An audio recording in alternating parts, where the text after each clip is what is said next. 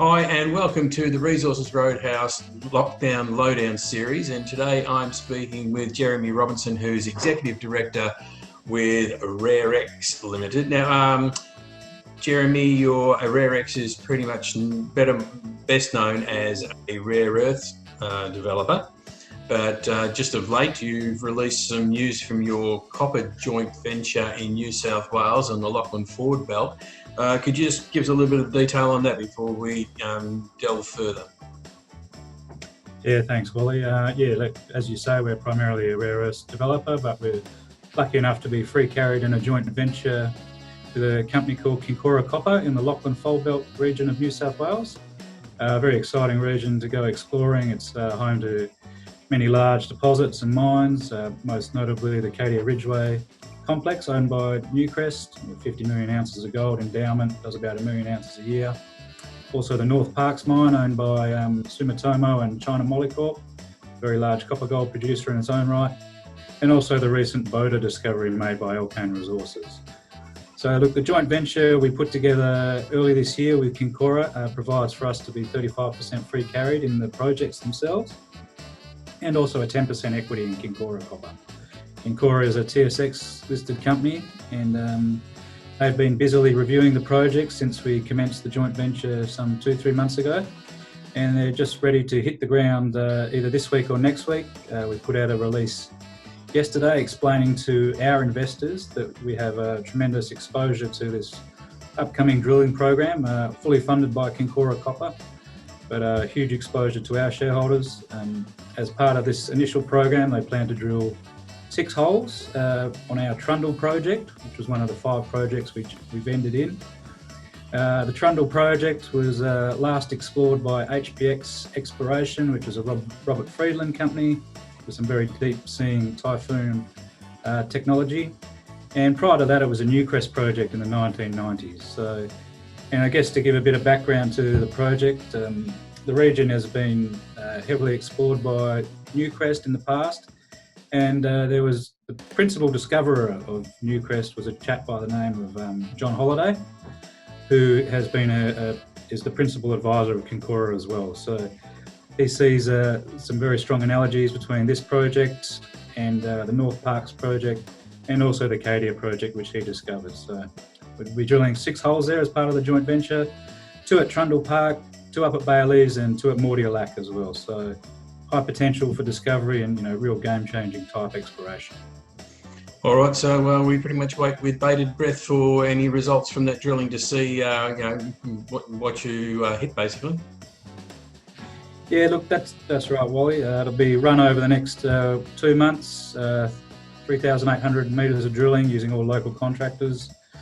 So it'll be an interesting couple of months for us. You can really change lives with this sort of drilling, so very big prize. Oh, okay, so while the drill bit is twirling over there, time does not stand still in WA. You still got your 2 rare earths projects over in WA. That's the Cummins Range and the Mount Weld projects. Could you just give us a bit of an update on what's happening on both of those? Yeah, certainly, Wally. Our flagship project, if you will, is the Cummins Range Rare Earth Project, located in the Kimberley region of Western Australia. We acquired that the middle of last year, and we did some passive seismic geophysical work there just before Christmas, which highlighted some really strong targets for accumulations of rare earths in the weathering profile. We were scheduled to be up there drilling this month, but obviously coronavirus hit, and we are down tools basically until we fully understand how the industry is going to work in this new environment. And we've been busy updating our procedures and policies and how we can operate in these communities safely. Obviously very mindful of the high Indigenous populations in the places we go to, so we have to be very careful the way we do things. So look, we've been refining our drill targets and also working on our policies and procedures.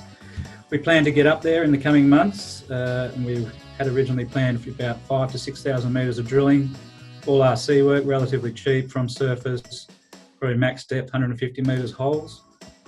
And the purpose of that drilling was designed to both increase the confidence of the resource that's there, from the inferred to the indicated category, which will allow us to progress our scoping study, and also some extensional drilling in terms of targeting growing the resource and increasing the grade of the resource as well. So as soon as we can, we'll be up there. We anticipate that will be in the next month or two. We're just monitoring the situation, as everyone is in the industry at the moment. But the good thing about this is the field season in the north is open till about November, December. So we will definitely get out there and do some work this year. As part of that drilling, we'll be taking some samples for metallurgical test work. There was previously some metallurgical test work done around 2011-12 by previous operators, but we just want to update that to show that we can produce these quality rare earth concentrates to sell into China, which is our corporate strategy, of course. And then on to our secondary, more greenfields exploration projects. You touched on the Mount Weld North project, which is a project we acquired, was brought to us by our geophysicist, actually, who's been looking at this anomaly for some years, and he was impressed that someone is going to go out and have a hunt for rare earth carbonatites in a greenfield sense, which hasn't really been done. So he brought the project to us. We've been out there to have a look at it. It's completely covered with sand. The geophysical anomaly, which we're looking at, looks very similar to what Mount Weld itself looks like in the geophysics.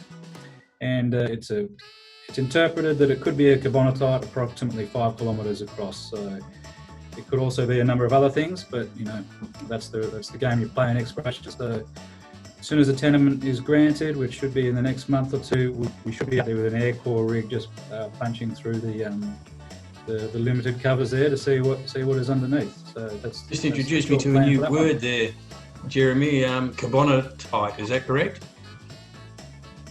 Yeah, carbonatite. These are alkaline intrusions which host a lot of the world's rare earth deposits. They're very deep-seated things, a bit like kimberlites, if you're familiar with those that the diamond mines operate in. So Mount Weld is a carbonatite. The Nguala deposit in Tanzania is carbonatite.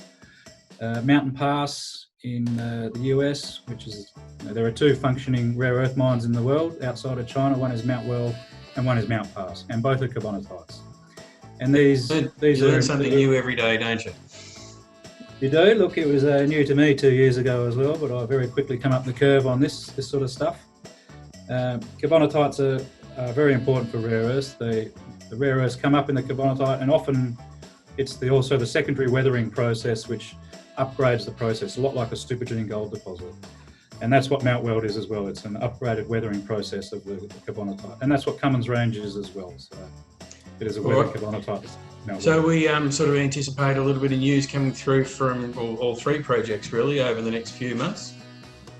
Yeah, that's right. The most immediate news is the New South Wales copper gold drilling, and then as soon as we can get up to Cummins Range, we'll be doing that as well. Yeah. Expect in the next couple of months, and also Mount Weld North will be out there as soon as we can as well. All right. Well, we'll be keeping an eye out for that news so that we can bring it to all our viewers and readers at the Resources Roadhouse. But until then, Jeremy Robinson, thank you very much for being part of the Resources Roadhouse Lockdown Lowdown. Thanks very much, Polly. Appreciate it.